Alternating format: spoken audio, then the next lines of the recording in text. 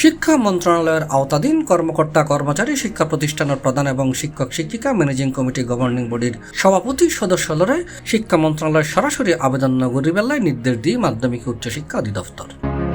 মাওসির সহকারী পরিচালক মোহাম্মদ খালেদ হোসেনের সই করা সিডিতে এই তথ্য জানা গিয়ে গত বৃহস্পতিবার এই সিডি প্রধান শিক্ষক অধ্যক্ষ মাওসির আঞ্চলিক পরিচালক উপপরিচালক জেলা শিক্ষা অফিসার এবং উপজেলা মাধ্যমিক শিক্ষা অফিসার বরাবর ফাটানো হয়।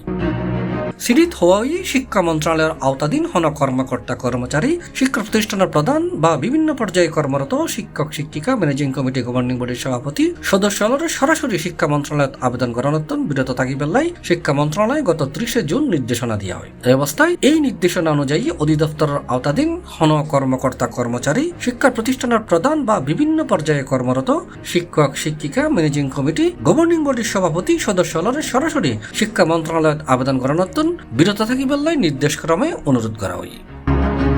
C+ TV, Chittagong.